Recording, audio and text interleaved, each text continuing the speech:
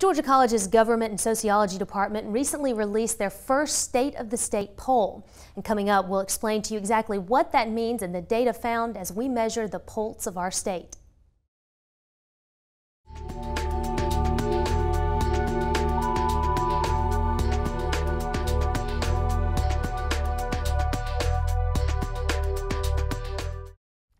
Hello and welcome to this edition of GC Conversations. I'm Brittany Johnson and our guest today is Dr. Costas Spirou. Thank you for joining us today. Thank you for the opportunity. And we're so glad to have you here, and you have some newsmaker news coming out of the Department of Government and Sociology. But before we get into that, tell us a little bit about yourself and your role here on campus. Well, I'm completing my second academic year at the university, and I currently serve as chair of the Department of Government and Sociology. Our department offers a number of programs in the social sciences. We offer a degree, a bachelor's degree in political science, in criminal justice, and in sociology. And then at the graduate level, we offer a master's in public administration, as well as a master's in criminal justice. So tell us a little bit about your background as far as your academic experience and research. What areas have you particularly focused on? Sure. My area of research has focused on public policy, public affairs. Most recently, I've focused my research on urban centers, more specifically how, well, one part is metropolitan dispersion, how cities are expanding and growing and whether there are any patterns associated with that. And the other part has been how cities are trying to redevelop their downtown areas by utilizing culture or cultural strategies or cultural policies. So to the extent to which, for example, sports, arts, urban beautification efforts, historic preservation, all of them being a part of redefining the urban core. And now you are actually introducing a new focus or a new research tool that you've been invested in heavily for the last few months. Just this week we've released Georgia's State of the State poll. Give us a little bit of information about why you decided to reach out and conduct this poll and some of the implications behind it. Absolutely. Well, it is, as you indicated, it's a new resource, and the goal really is of two there are two aspects there that we're really looking at. The first is we want to engage our students in becoming involved in activities outside the classroom. And the second part is that our goal and our interest is really to contribute to the well-being of the state of Georgia. And part of that effort includes providing credible information on various public policy issues. Issues that allow for stakeholders, communities, residents, elected officials to converse about various aspects of whether it's education or healthcare or policies that have been implemented, and engage the electorate and the residents into that conversation. And I think something you mentioned that's very important is that to be engaged citizens and to be involved in not only our local communities, but at the state level and even up to the national level in our government, we have to have this background knowledge. So what was the basis of information, and what were just some of the big ideas that you guys looked at during this poll? Sure. I should note here that the purpose of the poll was also, as I indicated earlier, to involve the students. And we've had a number of students that were able to receive a behind-the-scenes experience. How do you go about to construct a poll, and how do you go about to releasing this particular information. Obviously, the issues that we're covering relate to the economy, they relate to political leadership, relate to social issues, very, very important. Changes at the federal level or at the state level that are affecting communities at the ground level. So the goal was really to take the pulse of the state of Georgia and really get a good sense as to what are the resident attitudes, what are the perceptions that residents have, and inform policymaking as a result of it. And how did you go about actually formulating the questions or the directives that were taken throughout this poll? Some of them are newsmaker issues, for instance, the deepening of the Savannah port, but then others are just of interest as far as jobs and the economy. Did you guys weigh out what are some of the most important factors going on now? Absolutely. Well, in some ways we're limited by the time frame, we're limited by the questions that you can add. You can have obviously many, many questions, but we wanted to start with some big questions, such as do residents feel that the state is moving in the right direction? I think that's an important question. What are the key issues that the state is facing? And then from there, progress into looking at more specialized issues, such as the deepening of the port. We have questions about public support for professional stadiums, sports facilities. At the same time, issues related to education, issues related to healthcare. They're all part of that survey that came to the end. So we had to make some decisions as to what questions to keep, some questions to drop. We wish we could do more questions, but there comes a point where you actually have to be limited and you have to focus on what you have in place. Right, exactly. Well, give us just a little bit more of a perspective on what polling actually entails, the process that you guys went through to get this information, and how you came to some of the conclusions. How many folks did you guys talk to as part of this? Well, the poll was, it's a telephone poll conducted across the entire state of Georgia. It is a random stratified sample. We've interviewed 500 respondents, all of them over the age of 18.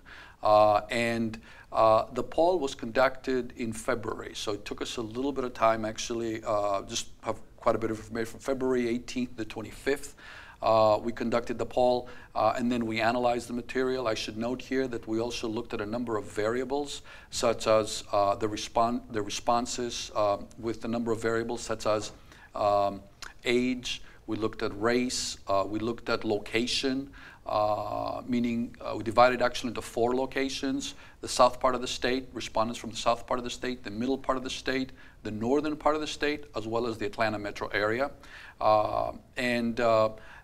Gender, for example, that's another significant consideration. So we wanted to really use the questions, but then also see whether the responses that we received matter depending upon the social and economic background of the respondents. And I can imagine all that information varies significantly across different groups and how you divided it up by regions. Dr. Spirou, we're going to delve a little deeper into your poll and some of the findings that you gathered from that in just a moment. And we'll be back with this edition of GC Conversations in just a moment. I'm one unlucky guy. The chance of being involved in a robbery is 1 in 757. The chances of being struck by lightning, 1 in 750,000. Please fasten your seatbelts for unexpected turbulence. The chances of being a victim in an airline crash, 1 in 29 million. Hey, could I get some peanuts? The chances of being involved in a car crash are far greater than lightning strikes and plane crashes. And if you are texting while driving, your risk of crash increases 23 times. Now, I may be an unlucky guy, but I don't have to be part of that statistic, and neither do you. Drive responsibly.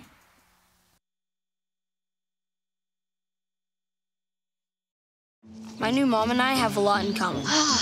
The great outside. We both love the outdoors. It's so shiny. That's not a flower. We both love geology. Oh, look. An igneous one. That's not a rock. And she knows a lot about wildlife. A labradoodle. That's not a dog. Hanging out has been kind of fun. You don't have to be perfect to be a perfect parent. Thousands of kids in foster care will take you just as you are.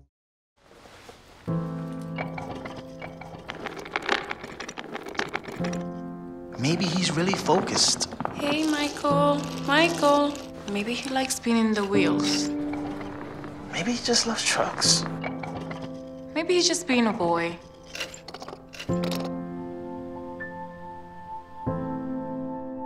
Preoccupation with objects is one early sign of autism. Learn the others today. The sooner it's diagnosed, the better. And we're back with this edition of GC Conversations, and our guest today, Dr. Costas Spirou. Now, we're talking about our recently released Georgia State of the State poll from our Government and Sociology Department. You guys, through this data, actually broke down what some of the most important issues facing the state are. What were the findings that you guys gathered? Well, I should note as a follow-up that we've got a lot of data. We have a lot of information. I have quite a bit of papers right in front of me here as a way to try to point to some of the most important issues. And that was an important part for our effort, because we need to, once you look at all these variables and you look at the questions, you generate an enormous amount of information, and then need to focus on some of the key issues.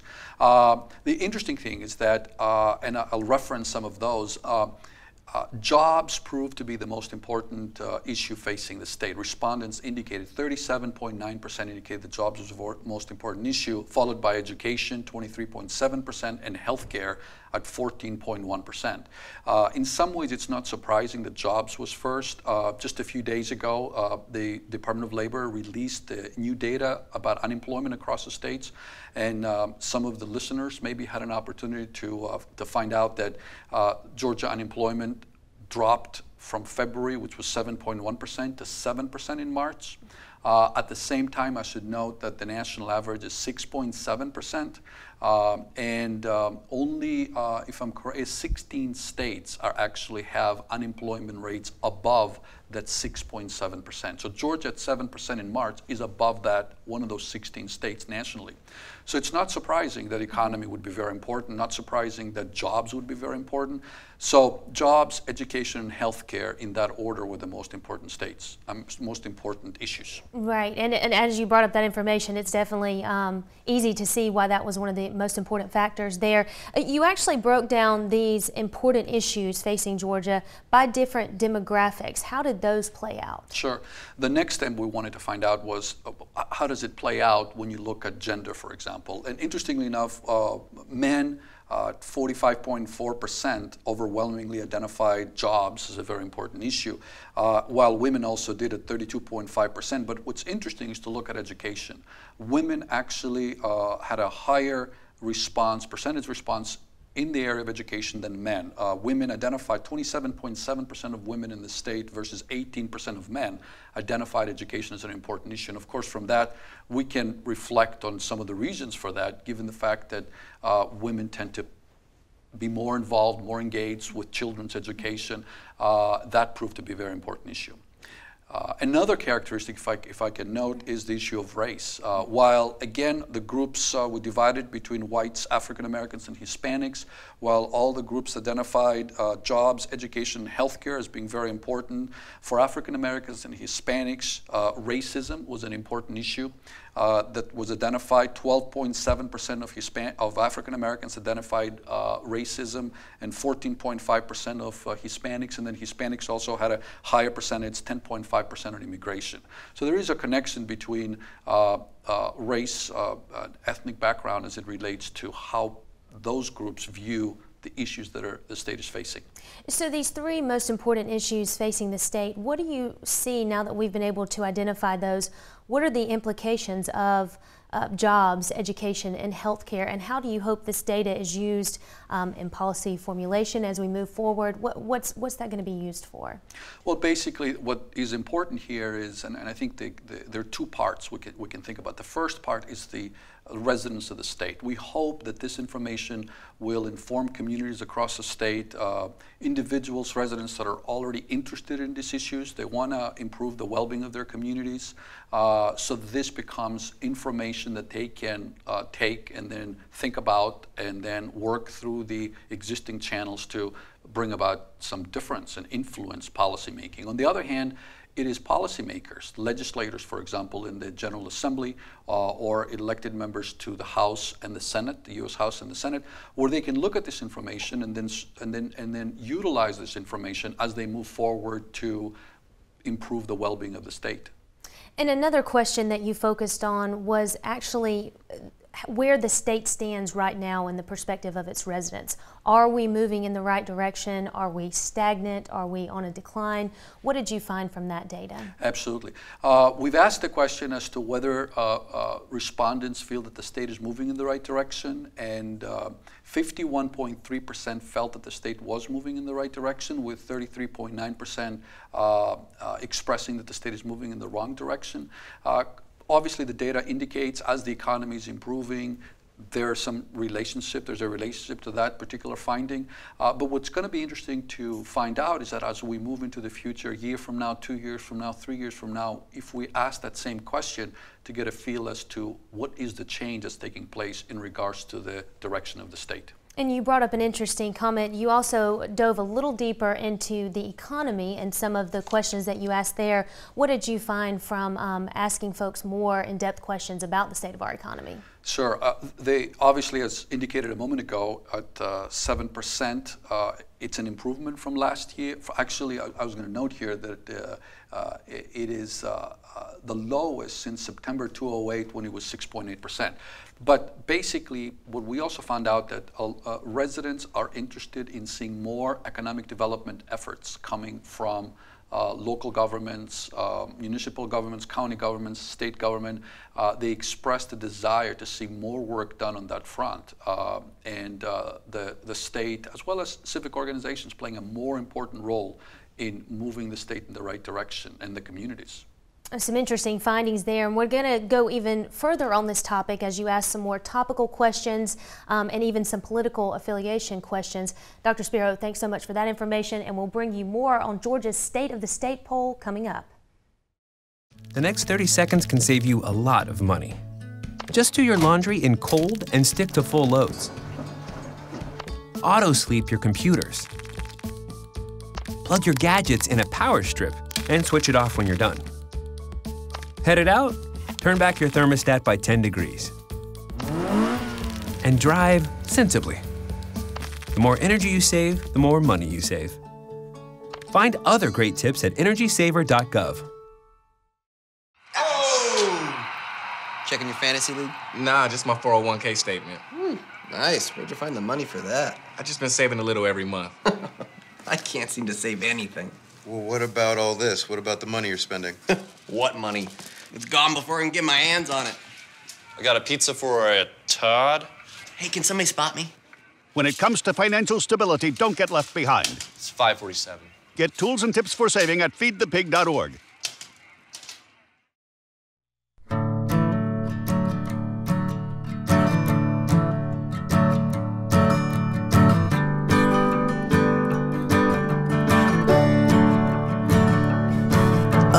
Listen now, can you hear the bluebirds?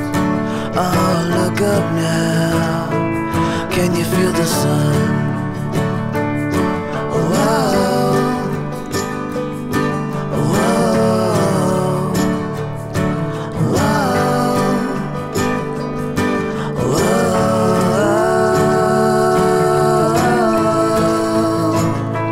Can you feel the sun?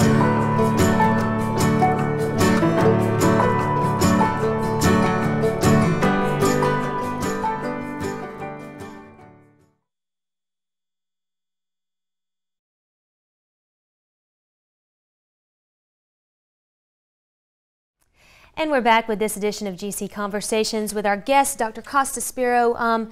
The Georgia State of the State poll also took a look at some of the topical issues that are facing our state today, one of those being the proposed deepening of the Savannah port. What did you find when you asked our citizens the question on whether or not they supported that? Well, that's one of the two. Actually, there's a few more topical questions, but that's an important question for the state, and obviously it ties into the economy that we mentioned earlier. The deepening of the port has significant implications for the well-being of the state, economic implications, and it's not just about Savannah. It touches into other parts of the state, including Macon, for example, as well as Atlanta and the airport. It's a very big issue. We asked that question, and we found out that 56.3% of Georgians support the deepening of the port, with just 24% opposing that. So basically, it is something that Georgians would like to see happen. They can identify the positive contributions that this can have on their economic well-being and the well-being of the state. So I think it's the hope of everybody that will take place. And on the opposite side of that, another topical question was the proposal of using public funds to help build stadiums, the Atlanta Falcons, the Atlanta Braves situations that were recently announced. Folks felt a little bit different about using public funds for that, right? Exactly. This was actually received an opposite response to that, lack of support for those initiatives. And a construction for a new sports facility for the professional, the NFL team, the Falcons, as well as the Braves, which have been in the news for the last year or so, significant development there. And the debate over public support for those projects was something that we included a question to see how Georgians feel about that. And the conclusion or the finding was that 76, an overwhelming 76.2% of respondents opposed that, with only 19% supporting that. And just recently, there was a conversation, there was an article, interestingly, in the Atlanta Journal-Constitution about how it's been revealed that the public contribution to the new facility for the Braves will increase by, I think it was $18 or $20 million, nearing close to the $400 million mark. So it's important, obviously, to have the pulse of the residents on that particular issue and get a better sense as to what people are thinking. And this is something that may come up as this process goes on, this overwhelming statistic that folks don't support that. Another area that you guys focused on was politics in general, trying to gather, as you said, the pulse of the state as far as political leadership goes. What information did you find on that topic? Yeah, this was a bit of a different, we did not want, there's a number of races that are coming up in the primary as well as the general election, a number of races in the governor, Senate, the House of Representatives. We did not want to focus on those races, but rather we wanted to ask some basic questions about trust. Who do residents of Georgia trust the most on the political front?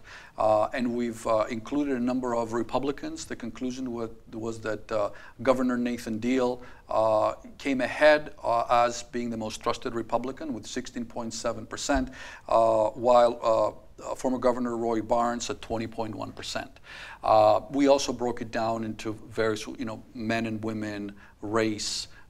We looked at location. So there's a lot more information, which if somebody's interested in, they can go to our website and get a fuller sense of the report in all these details. Definitely, we'll let them know where they can find that just a little later. But one of the most, I guess, impactful data sets from this, at least in my perspective, was when you looked at education in our state. Some overwhelming factors were found through this process. Explain to us the question that you asked and the responses that our citizens provided. Sure. As we know, education is, public education is a significant issue that faces our nation. There's been an enormous amount of conversation about the effectiveness. We've invested extraordinary resources in teacher training, in supporting technology, innovations, new facilities to try to improve education. It's a very complicated subject, and it's a hotly debated subject. Our question there was as to whether the residents of the state are satisfied with public education, and only 9%, that's very important to note, expressed interest, expressed support or satisfaction with public education. We had 48.1% were either somewhat dissatisfied or very dissatisfied.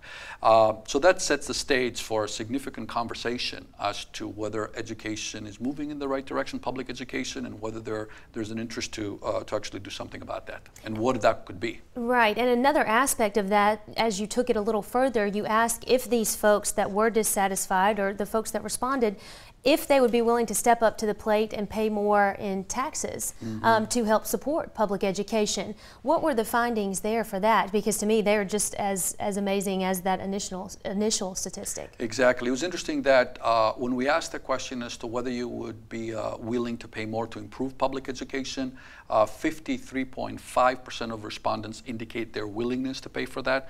Obviously, the idea here is that the money would go to education and not wasted in various other formats. And only 2.2, it's interesting to note this, only 2.2% of the respondents did not have an opinion on the subject, which obviously indicates how strong the feelings are related to that in support of education. The other thing that we found out when we asked the question about as to how women and men viewed public education, whether they would be willing to support that, we also found there that women more women than men were willing to invest in education, as did African Americans and Hispanics also indicated their willingness to invest more resources to improve public education. Well, again, this highlights why education, I think, was one of the most important issues at the the list of our top 3 most important issues facing the state, and you can kind of see that when you break out the numbers a little further. Dr. Spirou, just one more time, explain to us, we've just kind of skimmed the surface on what all the data is here and how this is broken down. How do you hope this information is used by our legislators, by our citizens? What do we hope the steps are taken from this information? You're absolutely right. There's just so much information we have, and again, we had to make these decisions as to what information we can include in our report. But and I just touched on just a little bit of that. The goal is really to improve the well-being of the state, and to do that, you need to have information, and you need to have credible information. And information informs both the elected officials, aspiring public officials, as well as the public. Because only with information we can begin that conversation, which is very, very important, to draw from that conversation solutions, public policy initiatives, and efforts to try to improve the well-being of the state. So our goal is to contribute to that particular conversation, and our goal is to ensure that our efforts are met in a positive way and help the residents in the state. Well, there's definitely a lot of information. We hope that folks will look a little more in depth into this. Dr. Spirou, thanks so much for you joining us today. Thank you. And if you'd like to see the entire poll, you can visit our website, gcsu.edu, or go to gcsu.edu/poll. And that's it for this edition of GC Conversations. You can join us again next time.